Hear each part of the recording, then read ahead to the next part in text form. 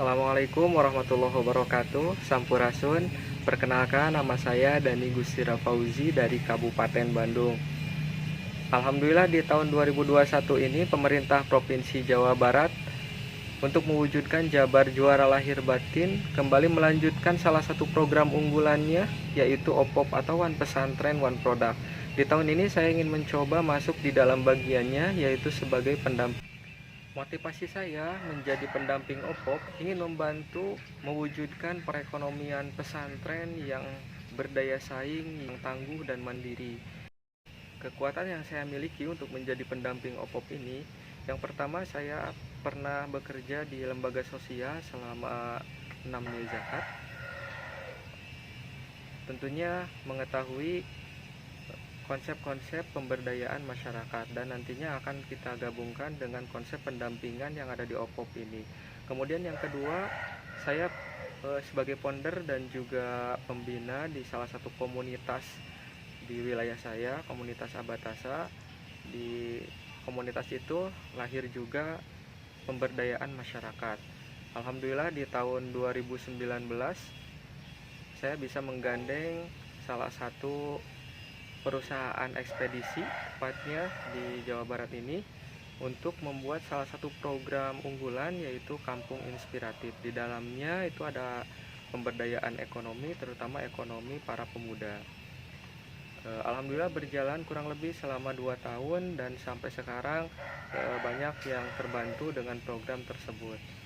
Kemudian dari segi keuangan, saya juga pernah menjadi bendahara desa dan sedikit banyak tahu tentang pengelolaan keuangan. Kemudian yang selanjutnya, saya dari segi pemasaran, saya punya jejaring yang lumayan banyak karena di lembaga sebelumnya tempat saya bekerja,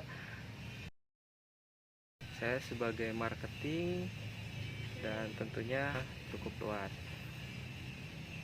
Konwarkan untuk pendampingan OPOP di 2021 ini, dari segi usaha saya juga sebagai pelaku usaha.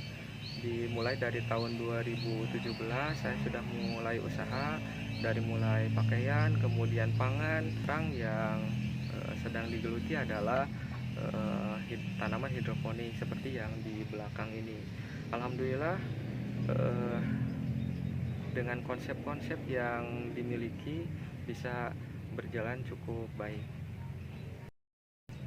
Konsep pendampingan yang akan saya tawarkan untuk OPOP 2021 ini, yang pertama kita asesmen dulu. Asesmen itu kalau istilah pemberdayaannya yaitu social mapping. Apakah pesantren itu sudah punya produk unggulan atau sudah banyak produk unggulan. Konsep yang akan saya tawarkan untuk program pendampingan OPOP ini, saya akan mengkolaborasikan antara konsep-konsep pemberdayaan masyarakat dengan konsep pendampingan. Seperti asesmen, kita asesmen dulu. Kalau istilah pemberdayaan, kita social mapping dulu. Apakah pesantren-pesantren sudah punya produk unggulan atau sudah punya beberapa produk tapi belum ada produk unggulan. Kalau pesantren sudah punya produk unggulan, yang pertama yang saya akan lakukan proses legalisasi.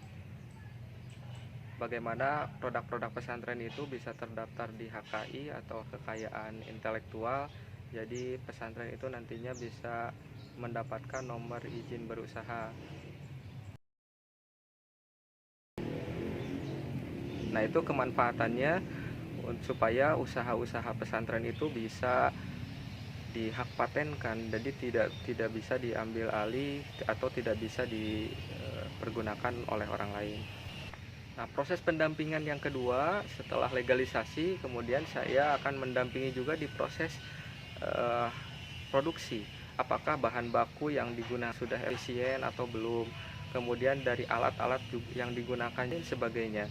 Dan nantinya kalau misalkan sudah ada proses produksi ini bisa berjalan dengan efisien. Kemudian proses pendampingan yang ketiga yang saya akan lakukan yaitu adalah pendampingan dari segi keuangan. Apakah pesantren itu sudah mempunyai sistem keuangan yang cukup bagus apakah sudah mempunyai aplikasi untuk mengelola keuangan pesantren tersebut. Proses pendampingan yang selanjutnya, yang keempat, yaitu proses pemasaran, baik online maupun offline. Dari segi online seperti sosial media, kemudian digital marketing dan lain sebagainya. Atau misal yang sekarang sedang viral di pelaku-pelaku usaha itu adalah Google Bisnisku.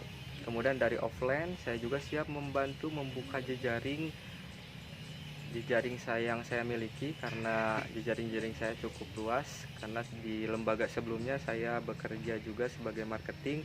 Jadi jejaringnya dari mulai sekolah, universitas, retail, kemudian perusahaan dan instansi-instansi pemerintah. Kemudian proses pendampingan yang selanjutnya, yang kelima, yaitu proses pendampingan manajemennya. Manajemennya sudah sesuai dengan teori-teori yang digunakan seperti BMC, bisnis model canvassing, atau belum. Dan nantinya kalau manajemennya sudah bagus, sistemnya sudah bagus, pelaku bisnis itu juga bisa membuat proposal bisnis yang nantinya akan ditawarkan ke investor-investor, baik retail maupun perusahaan. Sehingga kalau sistemnya bagus, produk pesantren bisa banyak diminati oleh investor-investor untuk berinvestasi di dunia pesantren. Itu saja yang bisa saya sampaikan. Mohon maaf apabila ada kesalahan. Assalamualaikum warahmatullahi wabarakatuh.